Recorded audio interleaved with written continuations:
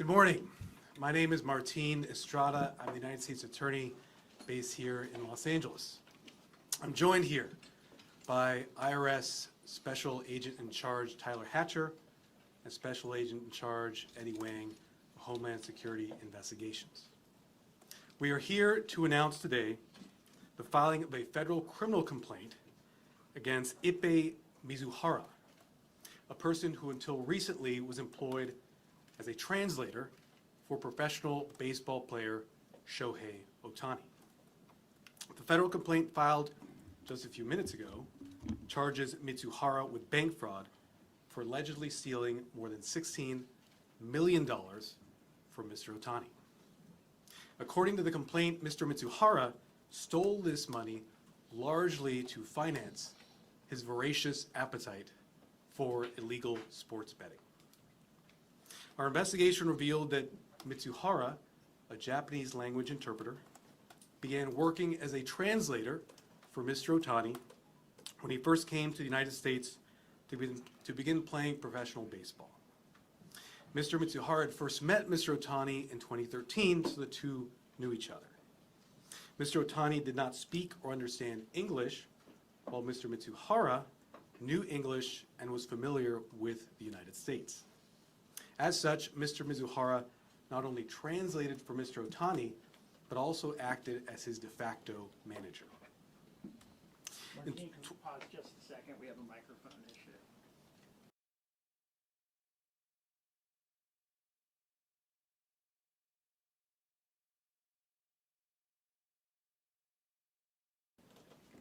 Apologies.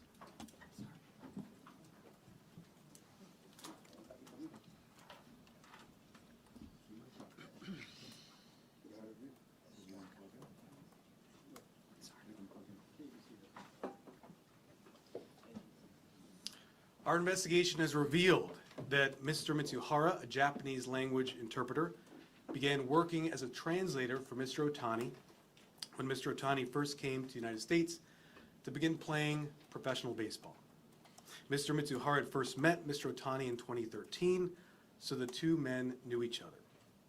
Mr. Otani did not speak or understand English, while Mr. Mizuhara knew English and was familiar with the United States. As a result, Mr. Mizuhara acted as Mr. Otani's de facto manager. In 2018, shortly after Mr. Otani arrived from Japan, Mr. Mizuhara helped Mr. Otani set up a bank account. That was a bank account that was used to deposit Mr. Otani's salary payments from professional baseball. Mr. Mizuhara had access to that bank account, and he refused to give access to Mr. Otani's other professional advisors, including his agent, his accountant, and his financial advisor. And he told them that Mr. Otani wanted to keep that account private.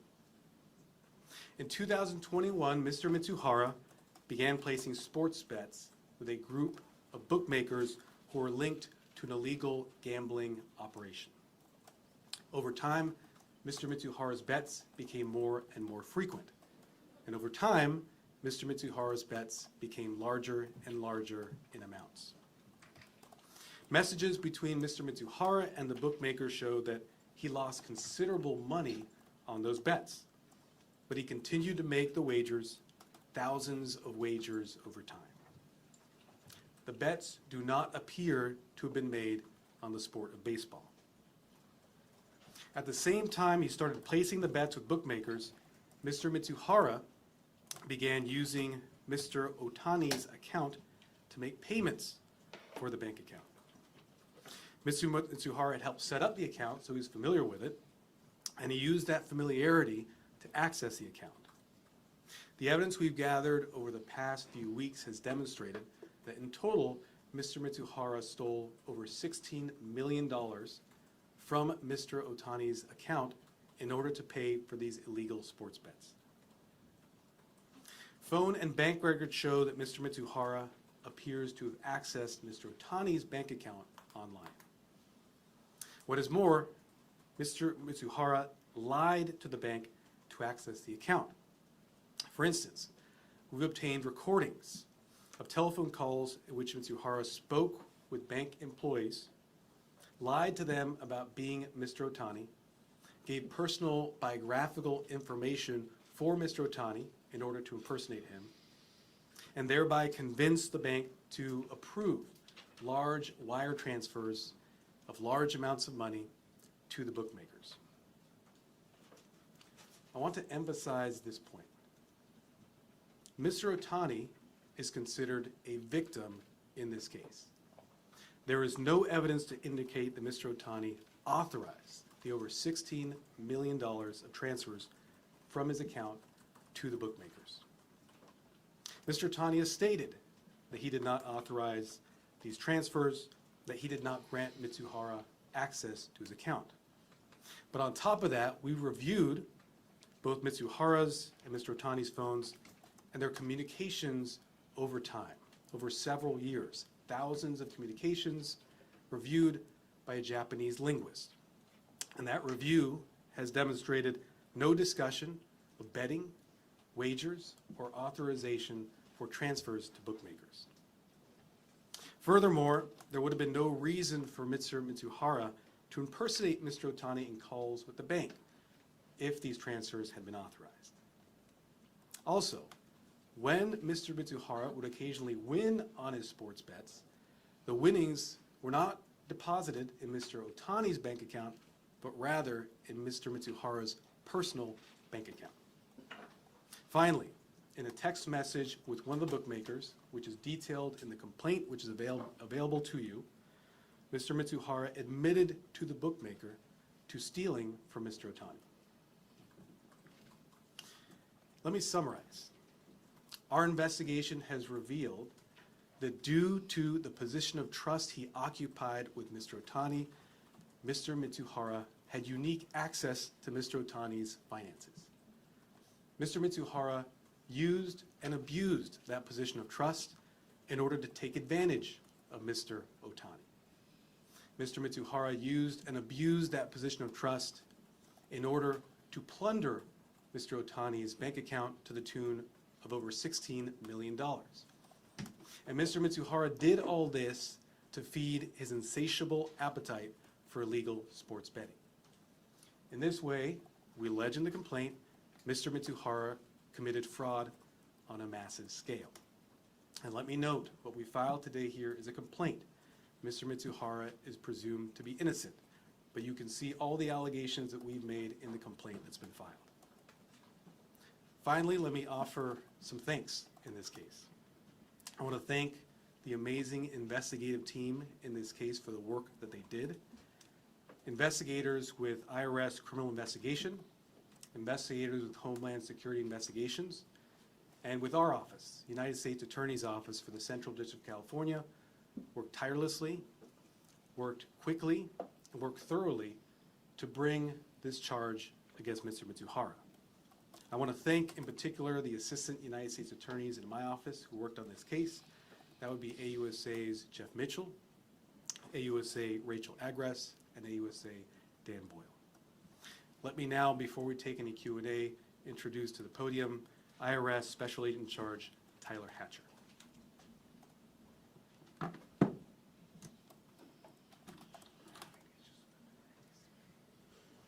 Good morning. Thanks, Martine. As you've heard, my name is Tyler Hatcher. I'm the Special Agent in Charge for IRS Criminal Investigation here in the Los Angeles Field Office. We often get asked, why is IRS involved in these kind of cases? And IRS Criminal Investigation Special Agents are the best in the world at following the money. And I want to give my comments to shed some light on how quickly the federal government, and in particular U.S. Attorney's Office, my office, and HSI, marshaled our resources to get a resolution to a victim, and in this case, Mr. Otani. The criminal complaint that was filed today definitively shows that that money, the $16 million that's in question, was in fact stolen. And we want to continue IRS criminal investigations efforts in protecting sports at the highest levels. We have a long history of getting involved in cases dealing with sports at the highest levels, and this is just another great example of the federal government working together for a quick resolution. I'll turn that over to Eddie Wing. Thanks, Tyler. Good morning, everyone. My name is Eddie Wong, and I'm the Special Agent in Charge for Homeland Security Investigations here in Los Angeles. HSI is the principal investigative arm of the Department of Homeland Security. And one of our top priorities is targeting illicit financial activities. As you just heard earlier today, a federal criminal complaint was filed alleging that Mr. Ippei Mizuhara illegally transferred billions of dollars from Mr. Otani's bank account for which he was not authorized to do so. These charges stem from the outstanding work of our special agents assigned to the HSI-led El Camino Real Financial Crimes Task Force, who worked collaboratively with our steadfast partners at the IRS Criminal Investigation and U.S. Attorney's Office. In particular, I'd like to take a quick second to recognize the outstanding work done by the prosecutors on this case, Assistant U.S. Attorneys Jeff Mitchell, Dan Boyle, and Rachel Agres. Thank you for your work on this matter. Look, there is much work to be done regarding financial crime in the greater Los Angeles metropolitan area, but the El Camino Real Financial Crimes Task Force is up to the challenge, and will continue to diligently target financial crimes like this. Thank you. I'm going to try to coordinate Q&A, so show of hands. Nobody? Oh, get out of here. Dacio, go. What started the investigation? What led you to look into this and find Mr. Mizuhara? There was an ongoing federal criminal investigation into illegal gambling businesses operating not just in our district but throughout the country, and that investigation ultimately revealed this bank fraud. As you mentioned, this was pretty fast for a federal investigation of this magnitude. What led to such a quick resolution here, and was the popularity of Shohei Otani and his reputation, did that factor into wanting to get this resolved quickly? We understood there was a significant amount of public interest in this case. There were a lot of question marks out there in terms of what had occurred. We wanted to get to those questions. I want to emphasize, though, that while we were able to work on this case rapidly, it was a very thorough investigation. You will see in the complaint review of thousands of communications, review of bank records, review of phone records, interviews that were done with several individuals related to this. So a very thorough investigation was done. And if I could ask a quick follow-up, you said earlier that you don't believe that the bets were made on baseball. How certain are you of that at this moment? Based on the review that we have done, and it is, as I mentioned, a very thorough review, we do not believe any bets were made on baseball games. Yes. Given all the evidence that you just laid out, what kind of penalty or punishment do you think Mr. Mizuhara could be facing? And does Mr. Otani have any chance of ever recouping any of that money that has been lost, stolen? Mr. Mizuhara faces a charge of bank fraud. Bank fraud carries a statutory maximum penalty of 30 years imprisonment. But the ultimate sentence that he would receive, if convicted, would be based on a determination by the judge. The judge considers all the factors, all the background to come up with the appropriate sentence. That is for the court to decide. We will provide all the facts to make sure the court is fully informed in making that decision. Can you talk about the degree to which Mr. Otani cooperated with the investigation and what that involved? Mr. Otani, as I mentioned, has been established as a victim in this case. I want to be clear that Mr. Otani has cooperated fully and completely in this investigation. He's not only spoken to investigators, he's provided access to his digital devices, to his personal information, to ensure that justice was done in this case. And to what degree did Ippei cooperate? Excuse me, I didn't hear your question. To what degree did Ippei cooperate in the investigation, Mr. Mizuhara? Mr. Mitsuhara is charged in this case. He's presumed innocent, and I'll leave it at that. What are the next steps? Has Mizuhara already pled guilty, or what will be happening after this criminal complaint? So this is the filing of a criminal complaint. Those are allegations that have been made. A criminal charge is filed. Mr. Mitsuhara will now have to appear on that criminal complaint. That appearance should happen sometime in the next few days. Following that, we will prosecute the case wherever it goes. Whether Mr. Mitsuhara admits his guilt or whether he decides to contest his guilt, we will follow it where the law appropriately leads us. Okay, and a follow-up, where will he be appearing? He will be appearing in federal district court in our district. Okay. I'll get you the details on that. Any more? How much? Go right here. Will Mr. Otani continue to be asked to take part in the investigation? Mr. Otani has cooperated, as I said, completely and fully in this investigation. We expect him to continue to cooperate fully in this investigation. We don't have specifics in terms of requests that we would have right now, but certainly over time, we expect that cooperation to continue. We'll take two more, Steph. Did, Mr. Mizuhara say to the bookmakers, did he say he was a representative of Mr. Otani? Did he ever reference Mr. Otani in his communications with the bookmakers? We don't have those types of facts to give to you. What I can say is Mr. Mizuhara was the lead. He was the one placing all the bets. He was the one doing all the interaction. And these bets were made on his behalf and for himself. As I mentioned, he lost over $16 million. But occasionally he would win. That money did not go to any account owned by Mr. Otani. That money would go to an account that was personally owned by Mr. Mizuhara. But did he say, like, when he's placing bets, hey, I am, you know, sort of for boasting, you know, I am connected, I'm a representative of Mr. Otani, not placing bets for him, but sort of boasting his connection with Mr. Otani? I'm not aware of that. When you have a detailed complaint, you can review it and you'll see some of the communications there. Matt? On the impersonation to the bank, was that just on one occasion? And can you talk about how you got the recording? And was he speaking English in that or in Japanese? Just walk us through how you obtained that and any further details you can share. So in investigations of this sort, we often obtain records from every relevant party, including banks. Banks will at times have recordings of communications related to an account. We were able to obtain those recordings in this case. There was more than one recording where Mr. Mizuhara impersonates Mr. Otani in order to allow a large transfer to take place. Many of you, I'm sure, have experience with this in your personal lives. A transaction takes place. The bank may view that as suspicious, may reach out. In this case, when they reached out, they would get Mr. Mizuhara, who would pretend to be Mr. Otani, to make sure that the money went through. Okay, last one right here. Oh, yeah, I was just gonna ask if you had any dialogue with Major League Baseball through this process. The investigators have had dialogue with the victim in this case, Mr. Otani, and had dialogue with other interested parties, and I will leave it at that.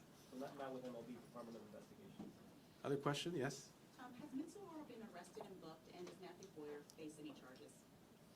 So as I mentioned earlier, Mr. Mizuhara is expected to make his appearance in the next coming days, and he'll make his appearance in this district. All right, we're wrapping it up. Thank you very much. Please clear this aisle here so our participants can get out. The press release, if it hasn't been issued, will be soon.